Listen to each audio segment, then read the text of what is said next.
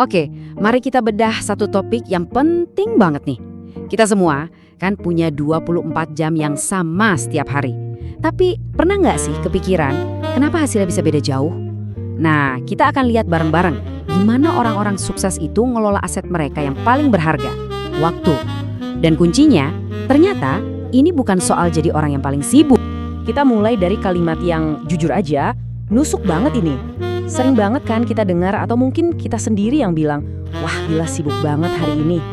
Kalimat itu tuh udah kayak lencana kehormatan, padahal bisa jadi itu cuma ilusi.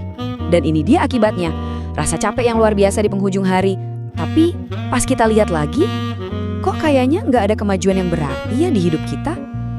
Rasanya tuh persis kayak lari di treadmill, keringetan, ngos-ngosan, capek, tapi ya nggak kemana-mana.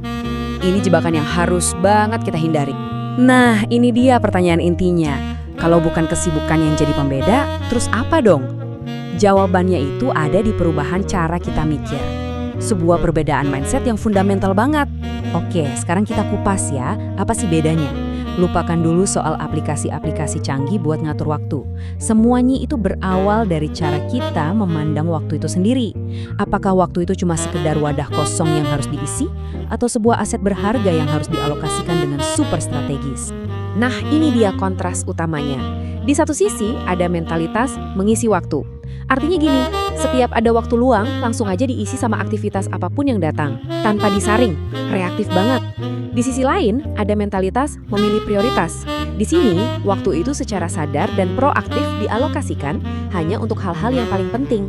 Dan kalimat ini adalah filter yang mereka pakai.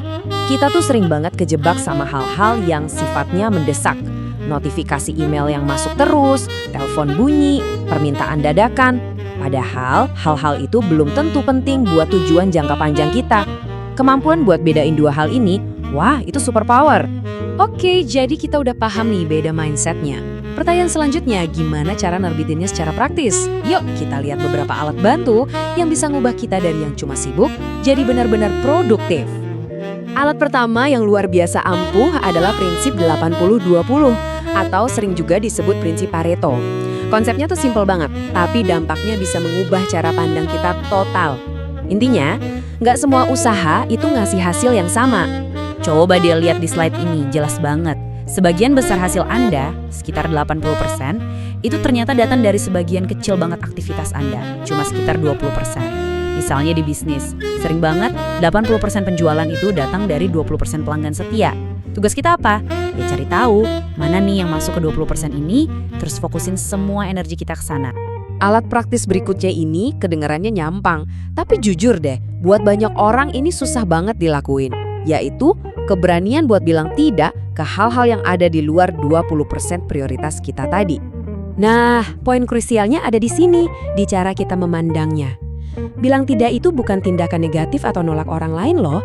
Justru itu adalah tindakan positif buat ngelindungin sumber daya kita yang paling berharga, waktu dan energi demi masa depan yang lagi kita bangun.